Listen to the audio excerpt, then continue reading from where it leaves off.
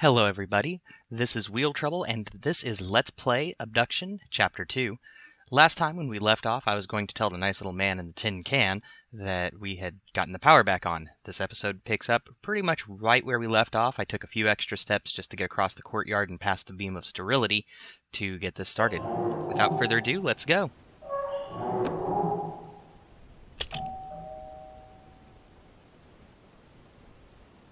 Well, power's on.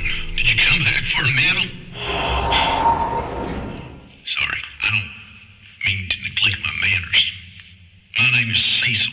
Most around here call me CW. At least they did. I suppose you gotta move on. But, alright, well, if you ain't obsessed already, we're all living within a large cell. It's a dome, wall, carved from prison, more like it. Whatever it is, hems us in. They ain't occurred to you already. It serves us both for you to get through the wall of this place.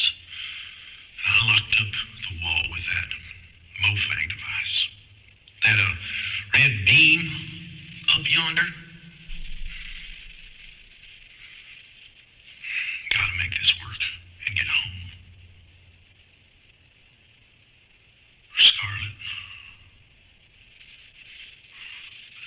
Scarlet was 7. Lord. I wonder.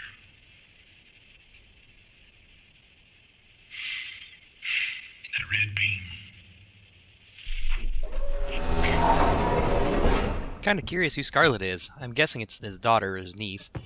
So the objective right now is to take care of that red beam. And let's see, there's train tracks going up. Let's see what we have here. Elevator. Got it. Alright, push the button. And up we go. And lots of stairs, lots of stairs. As I alluded to in the last video, I have played this before. This particular section I've had to do a lot. And let's get out of the way for the audio here. Alright, now move around just a bit. This is awkward. Why are you so nervous? This is just a test. Okay, now what? Okay, that's enough. Caroline, I swear you are a natural. Where did you get these anyway? Are the Mofangs just giving you stuff now? You mean generously. Not going to look a gift horse in the mouth. Mofang Disabler, Villian Technology. Notes from Aprar. 1. Designed to disable anything based on Mofang technology. 2. Disables when blue beam cloud is within about 1.5 of any Mofang element. 3. Elements physically collapse, reassembly is possible, but non-trivial. 4. Aprar assures me that it's not harmful. Still not pointed in my head. 5. Ruko has not been told that the Villians have provided it.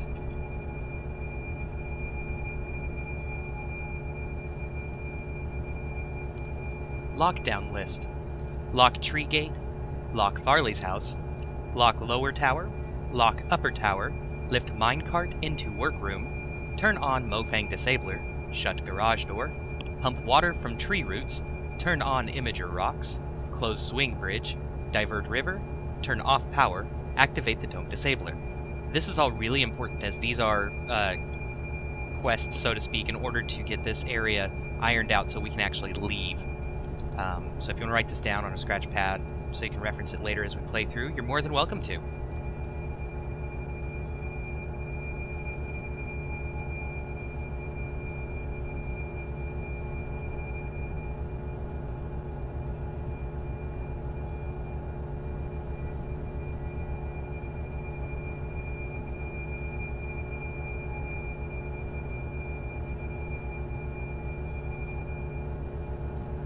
CW, please change Farley's lock code to secure the vault. Her address backwards should suffice. Regards, Josef Janssen, Mayor Janssen. That's the first clue. That's how abduction works. is they kind of give you a hint as to what the codes are going to be. They actually tell you the answers to everything as you play. Speaking of which, here's a blue laser. And so according to that note, we pointed at the red thing, and wow, that was explosive. Alright, so let's go read some more here, shall we? First, let's go ahead and get this minecart down. Push the button. That's actually a pretty neat design. I wonder where they got the welded. There's the destroyed carcass of the imager. And what's this note say? Mayor's imager requests. Entry Canyon, we have that. Farley's house, we've seen that one as well. Center of town, we've seen that. The tree we've seen. The water source, waterfall we've seen. Membrane, wall, cell, question mark. I'm guessing CW didn't know how he was going to describe that one to us. The wall, tower. Locomotive power generator, which we had to figure out on our own. Gee, an instruction would have been handy there. And the scrapyard garage. Cool. Alright, Ambassador Seed Swap Machine functionality. Radius of swap sphere is defined at first swap, immutable. Seeds recharge naturally from ubiquitous ambient membrane power radiation, tied to tree health. Forcing seed open triggers prep behavior. Radius demarcation. Small battery added to amplify ambient membrane power, charges continuously. Parabolic focusing of power used to trigger seed swap behavior. Locking location of swap machines assures predictability. No unanticipated damage. Radius demarcation also occurs at same location in the destination sphere. Without a pair of seeds defining the destination swap location, the destination coordinates match the source. Voila!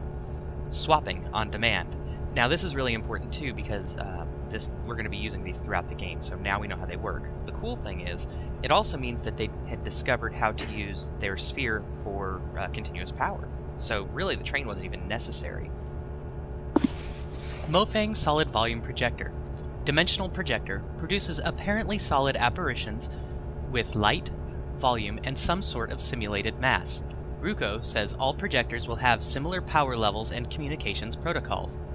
There appear to be three primary elements. Projector element, beam emissions, provide the primary light energy source. Control arms, some kind of control of the beam in 3 dimensions. Color, which is variable, and a mass, invariable. Communications arms, internal comm signals supplied across gap to projection arms. We'll use 7-volt communications level as a carrier voltage. Varying the voltage around that baseline voltage produces solid-like volume boxes in various colors formed from bottom to top, left to right. The Mofangs have tuned the retrace timing to 30 Hz for us, mighty kind of them. For a full 3D resolution of approximately 525 by 150 by 150, the converter would be required to adjust the voltage about every 3 nanoseconds. I don't have an abundance of circuitry to build converters running at 333 MHz. For still projections, ROCs, the refresh doesn't matter. The display is persistent unless the voltage varies from 7 volts. I can produce the projection from a still image and set the voltage to 7 to maintain it. Less than 0.8 volts results in clear, open, massless display space. Now, what you can see there is you can also see kind of the rough spec sheets for the projectors. All the projectors that we see around this game are running off of that, which is kind of neat holographic technology. I'll leave this up for just a second longer, and then there we go. Alright, notes. Sound will be handled separately.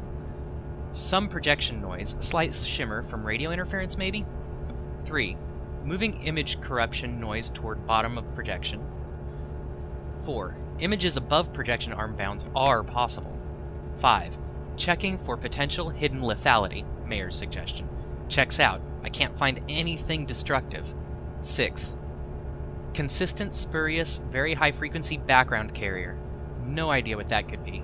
7. Odd side effect. Projection intersecting any part of the cell wall suppresses all transport. Not sure why I tried this. Farley claims it's related to some desire of mine to shoot everything at everything else. You can see in the image, it shows the image bounds, the transmitter, the speaker converter. So if you theoretically had the parts, you could reconstruct it from these notes, which is kind of cool. And that seems to be the end of that book. Alright, now let's see what we can do here. We've already launched the cart down, so let's go ahead and run down there to get everything set up. Man, this is a nice view.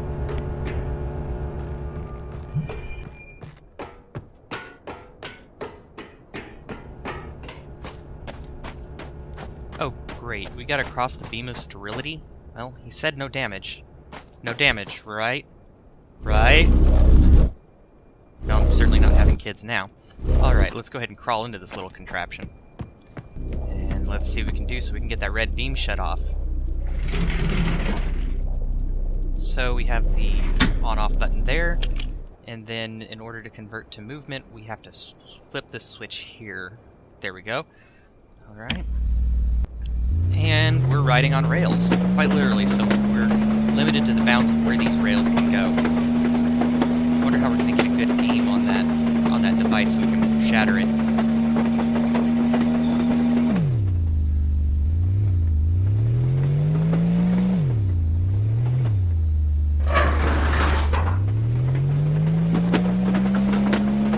And that's kind of a convenient thing to remember in this game, is the rails, you do control the direction of that switch, and the switches are accurate, so if you have it flip to the left, it's going to go to the left. If you flip it to the right, it will go to the right.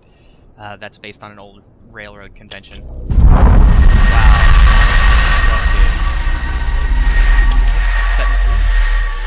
let's jump out so we can get a better view of this.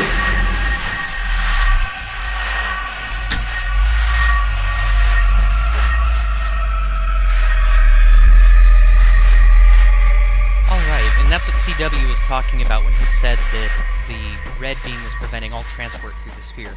What this means is now, as we approach the walls, we can get through. You're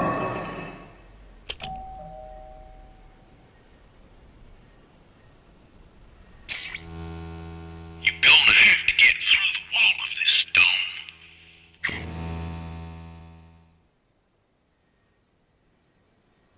Well, that was significantly less than helpful. Maybe he needs to look outside. Alright, since he's not going to be any help, we'll just start going through that lockdown list. I think that's the best thing I can think of. So, we know we're going to have to disable some of the rock things, and now that we have this nifty little trolley sled thing, we can go ahead and maybe clear off some of these tracks, get the rocks out of the way. Especially now that we know that the rocks are really just still life images. This is also a good time to point out that there will be some dead time where we're just kind of going through a level, walking from place to place. And so if you guys have any questions, anything you want to discuss, talk about, just want my random useless opinions on, you can always ask that, and I'd be happy to address a few of them. There's some subjects I won't talk about on here. It'll be a good way to help us fill the time.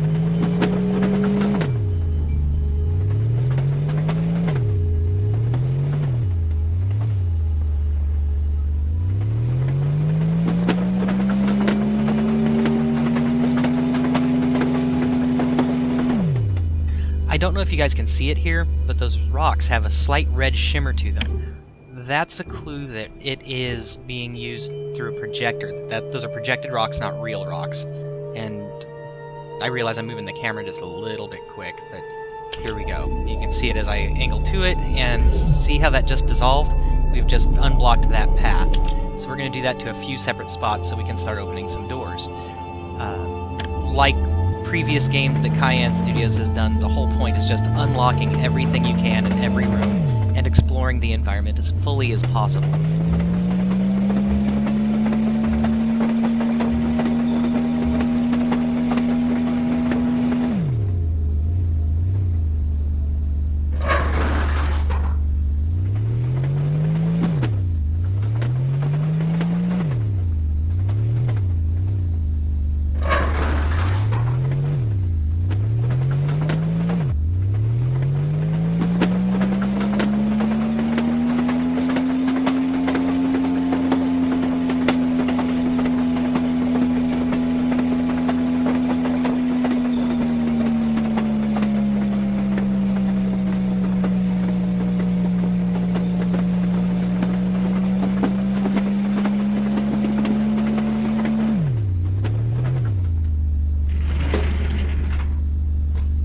Speaking of unlocking things, there's a door. Let's see what we can do here.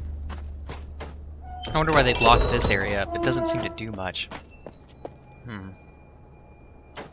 And there we go, more shimmery red rocks. So, we'll go ahead and point the laser at it and blow that up as well.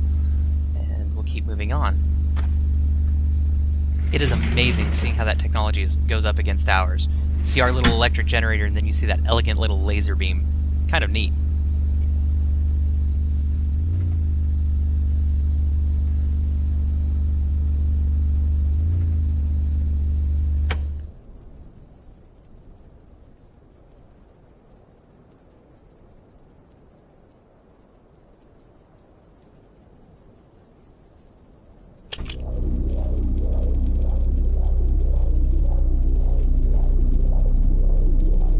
One of my biggest gripes with this is trying to aim this goofball cannon. It uses the WASD, which is typically used for movement, and for people who play a lot of PC games, usually you use your mouse to do all of your aiming.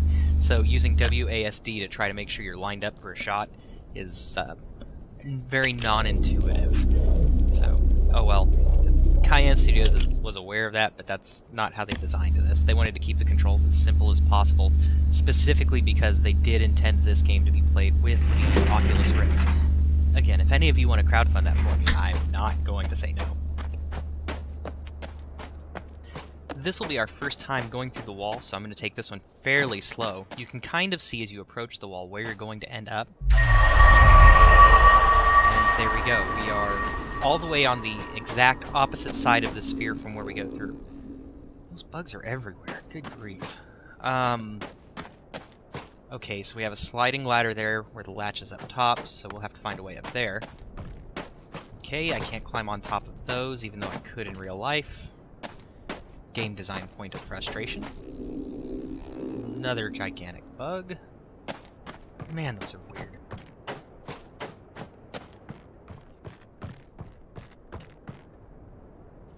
Alright, let's go ahead and climb up here, and oh look, a book. Well, let's go ahead and read everything, because again, these sorts of games are about exploring your environment.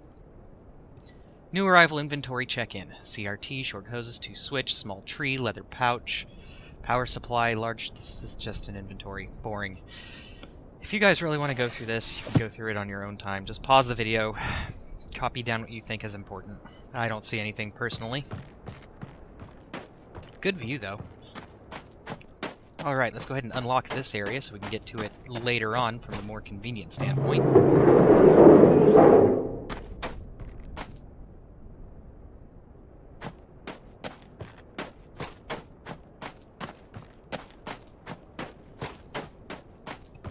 This is kind of nifty. Interesting use of a bucket. And let's enjoy the ride. It gives us kind of a great view of the little valley over here. That dome just looks so out of place. But now that we know how the seeds fall, we have to go to a different planet. So apparently there's going to be some purpose to that later, so we'll just have to remember that. We have a circuit breaker. Go ahead and flip the switch, because why not? Now we'll read the instructions. So that on this side, that's the initial for everything there. Then on that power side, it turns on power for the few remaining things that did. Oh, look, more Villian technology. This puzzle piece here has always kind of been frustrating. The bubbles, you're supposed to connect them, and it doesn't always work the first try. So what you do with this device is you make a shape, push the button, and it tells you what it retranslates. And then it tells you what number that would be in the Villian system. Why we needed a translator will come up later, but remember that shape, because that's important. All of their devices have that same basic outline and functionality.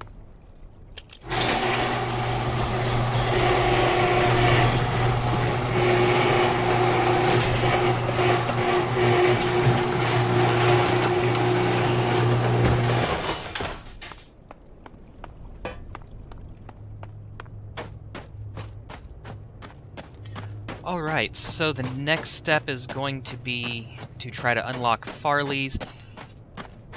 What was it? It was her address backwards, so let's go ahead and run and try that.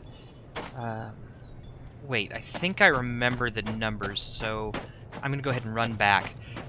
If you ever meet me in real life, I'm terrible with names and faces. Please, I'll do my best to remember who you are, but don't expect much. But when it comes to numbers, I'm fairly decent. I still even remember my phone number from when I was in the 3rd grade. one of those weird things. So.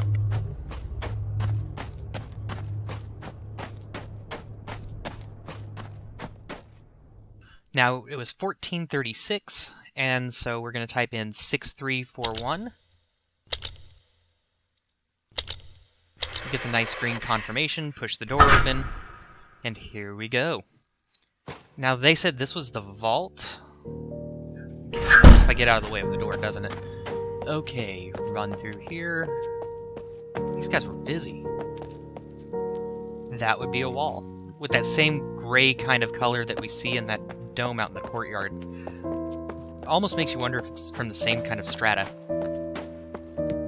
And this part's going to be nice, just a simple quick flick of the wrist. And we can get in here anytime we want. This seems to be a map of Hunrath. And so we have the tree in the middle, which makes sense. And then the wall, the plateau, towers, cemetery. So they've been here a while if they have a cemetery. And let's see what this is. 15. And it's written at that weird angle that that machine had, so we'll have to remember that for later. Just remember, everyone, the number 15. Wonder what this button does. And a circle. And another circle. I'm personally still not sure why that's so very important. I guess that's because somebody lives there or something. Maybe that's some key area. We'll find out later. And let's explore this house a little bit. And we'll go ahead and call the episode after we do a little exploration. We won't explore fully. Okay, this map here explores the functionality between the seeds. So we have seed pairs, obviously they've discussed that a little bit. And the seeds go and they look for planets with similar atmospheres. So we know for a fact we'd be able to breathe in Soria. We might not find any vegetation there we like, but we can at least breathe. Then the seeds swap from the two places. So my guess is that Hunrath is actually sitting on Saurian soil. And part of Soria, the Mofangs, is sitting on wherever Earth we were taken. I'm wondering why nobody on Earth had noticed that yet. Now, they have backer reward items that all throughout this game. If you crowdfunded them during the initial startup of this, they would go ahead and put pieces in the game. NPH was even a backer, which is kind of cool. So here's a little tape deck. Let's see if this says anything interesting, and we'll go ahead and stop the video after we listen to this tape. So far there's nothing. Maybe I need to rewind it.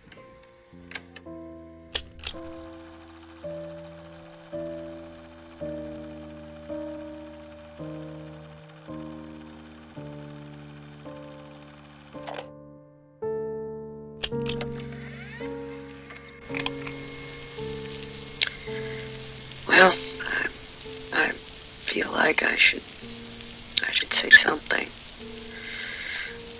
We haven't heard from Shavar. So, well,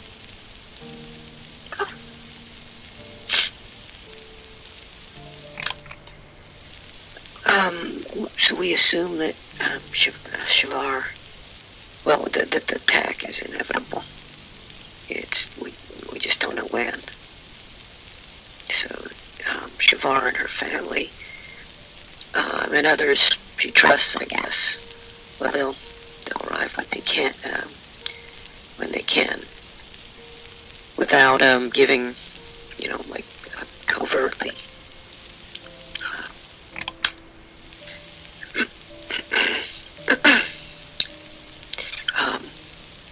So the plan will happen. In spite of our,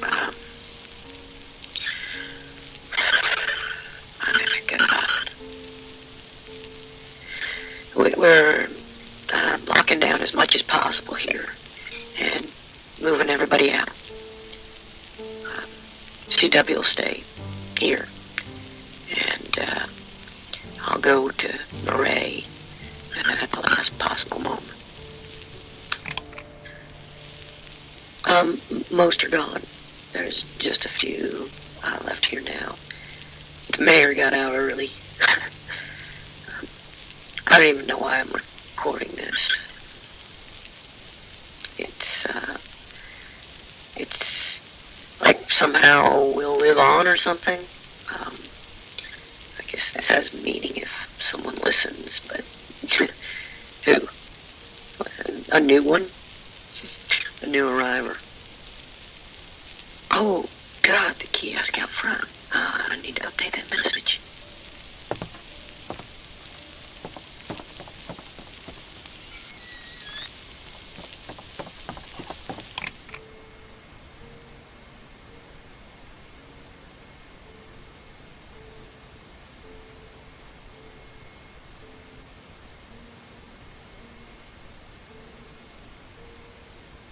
And that seems to be it. Oh, what a cute little bear.